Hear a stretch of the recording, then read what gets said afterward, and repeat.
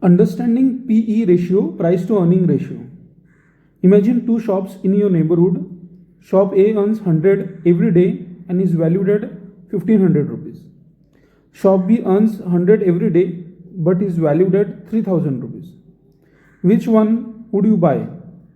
Most people would choose shop A because they are paying less for the same earning. This simple idea is exactly what investors use when they look at PE ratio. Today you will learn what PE ratio is, how to calculate it, real examples from Indian stocks, when it is useful, its limitations.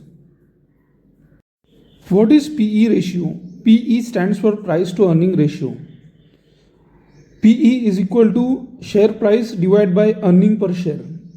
It tells us how much investors are willing to pay for every 1 rupee of a company's earning.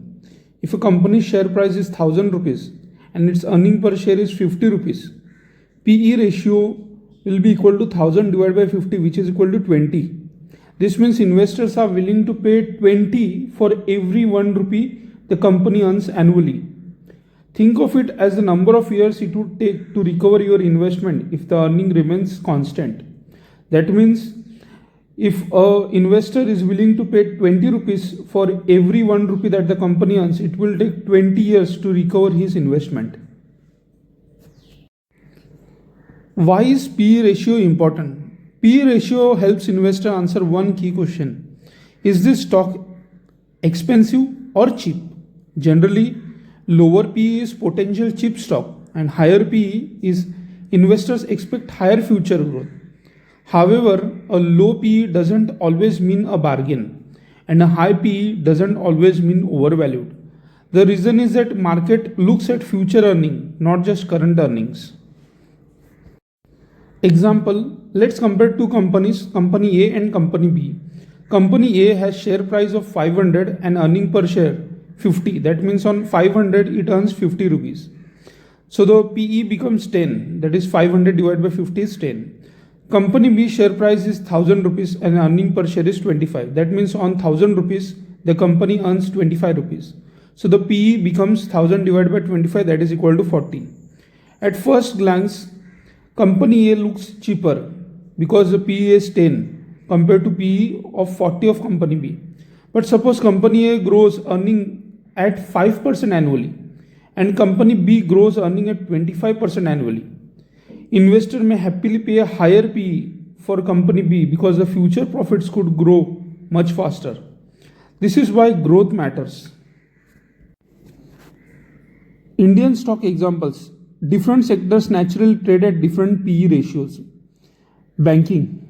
First one, HDFC Bank.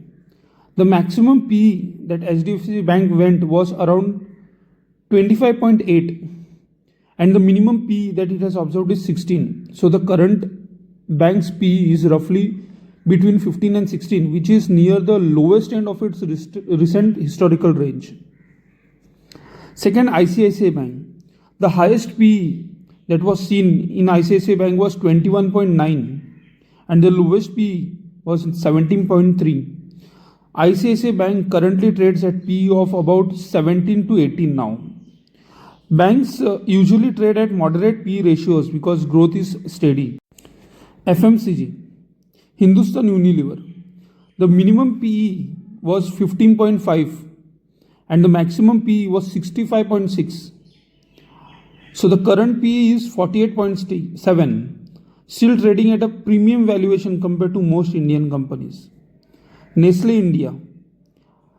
Maximum PE was around 100 and minimum PE is 36.7. So the current PE is 77 to 81. Nestle India is currently trading much closer to its historical high than its historical low from a valuation perspective. These companies often trade at higher PE ratios because earnings are stable and predictable. Technology. First, Infosys. Maximum PE was 33.9 and minimum PE was 12.6. Current PE is 15.6 to 15.7. For a valuation focused investor, Infosys is currently trading much closer to its historical minimum than its historical maximum. TCS, Tata Consultancy Services. The maximum P was 36.6 and the minimum P was 15.5 to 17.3, and the current P is 17.0 to 17.7. TCS is currently trading much closer to its historical minimum P than its historical maximum P, which is why many value-oriented investors are watching it closely.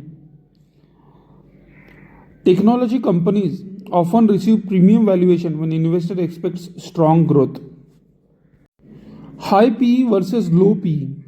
High PE stocks advantages, strong growth expectations, high quality businesses, market confidence. Risks are expensive valuation, growth slowdown can cause sharp declines. Low PE stocks advantages are potential undervaluation, better margin of safety. Risks are business problems, slow growth, declining industry. A stock is not cheap because its PE is low. Always understand why the market is assigning that valuation. Limitation of PE ratio. Never use PE ratio alone. Here are some limitations. Doesn't show debt. A company may have huge debt but still appear cheap. Earnings can fluctuate. Temporary profit can distort PE. Not useful for loss-making companies. If earnings are negative, PE becomes meaningless. Different industries have different averages. Comparing a bank with an IT company using only PE ratio makes little sense. Always compare companies within the same sector. Before investing, remember these 4 rules. PE tells you how much you are paying for earnings. Compare PE with similar companies. Consider growth along with valuation. Never make investment decision based only on PE. A great company can be a bad investment if you pay too much. An average company can be a great investment if bought at the right price. The goal is not to buy the cheapest stock. The goal is to buy quality businesses at reasonable price. If a stock's PE is 20, you are paying 20 for every 1 rupees of earnings. The real question is, will this earning grow in the future? That's where successful investing begins.